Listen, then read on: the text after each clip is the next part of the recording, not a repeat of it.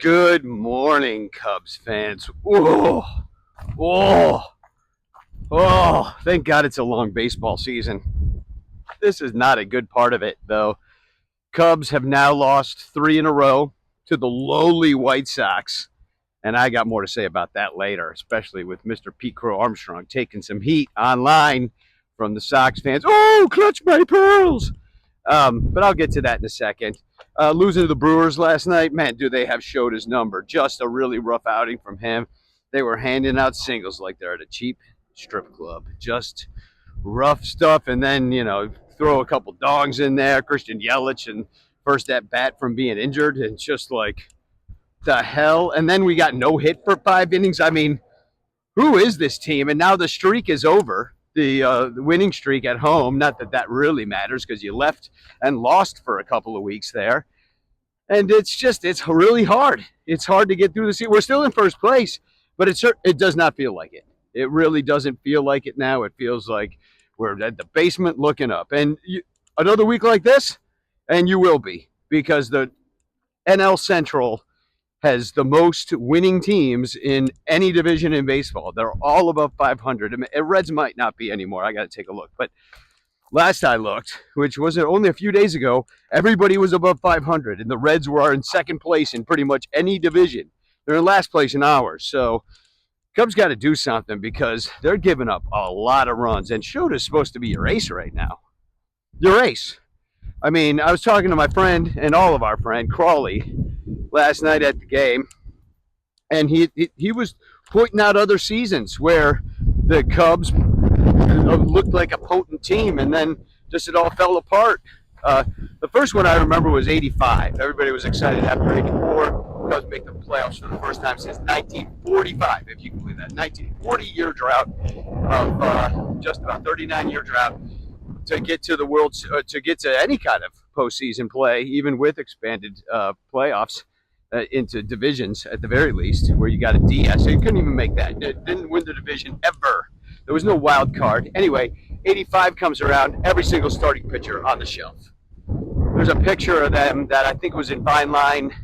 I know I've seen it floating around, where all 5 of the starters are just sitting there on the bench, just with legs in a cast and arms in a cast. Just, it kind of reminds me of that, And this time they have a lot more depth than they did back then, where the minor leagues wasn't as much of a thing, where they just would bring guys up. And I mean, it was a thing, it happened, but it was just used quite differently at the time.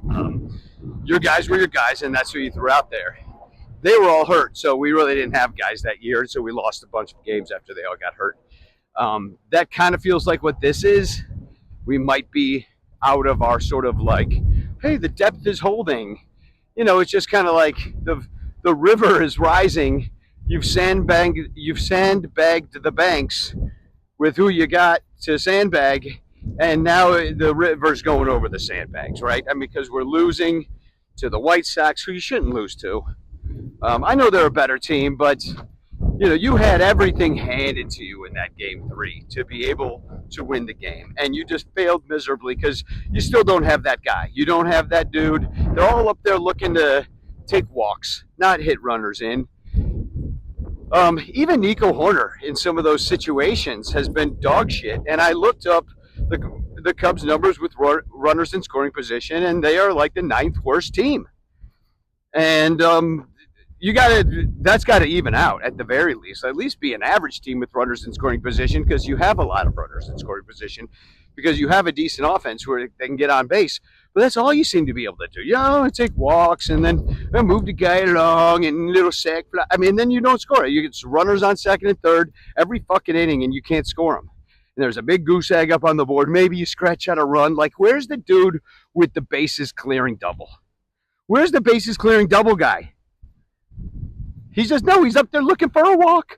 Oh, I don't think that was a strike, officer umpire. I'm going to challenge it. Fucking losers. Yeah, I swear to God, they're just like babies, afraid of the ball. There's not one guy in there with enough of the guts to stand up and do something. And then the one guy who tries, PCA. Now let's get to him. He's running hot.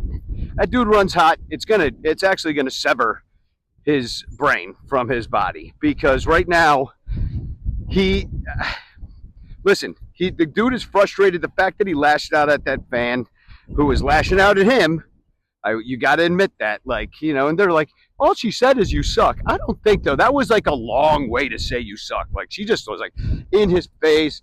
I'm sure she said more than that. I do not believe that that's all the fan said. It doesn't matter what she said.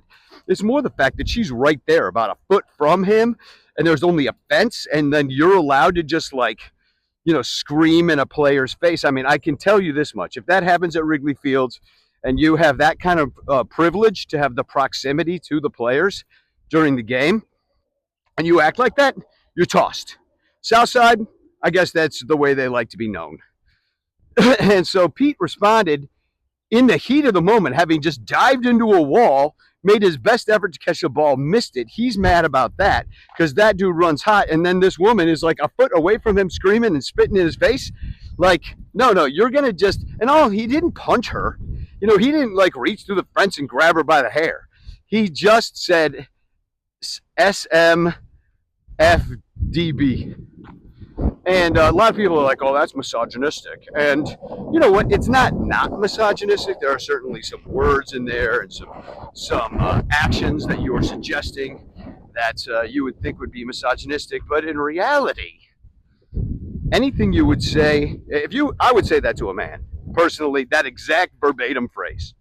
So I don't think that statement is as gendered. And I think that if that's a man in his face saying that, I think he says the same thing. I think the same words fly out of his mouth, which, that's just how people talk. It just is. I don't know. You might have more sensitive ears and stuff, but I have certainly said those exact words to a man. I have. I know I have. Maybe online, certainly online, and certainly in real life, I've said that. Across the street, some guy tries to hit me with his car when I'm on my bicycle. I have definitely said SMFDB, SMFDB, SMFDB, SMFDB. I'm going to write a new song. It's going to be a fucking banger, too. That way I'll remember it. When you see a Sox fan, SMFBD. Well, I think I got the makings of a winner here. This is how music is created, people. Just walking around, trying to remember acronyms, and do what my mom did when I tried to remember my phone number as a kid. You sing it, you make a song, and then you remember your phone number.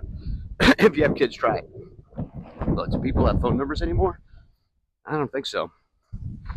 SMFDB, SMFDB. So we got to take 2 or 3 from the Brewers, right? I mean, we got 2 more games to try. They looked absolutely anemic. I mean, they had the first 2 runners on.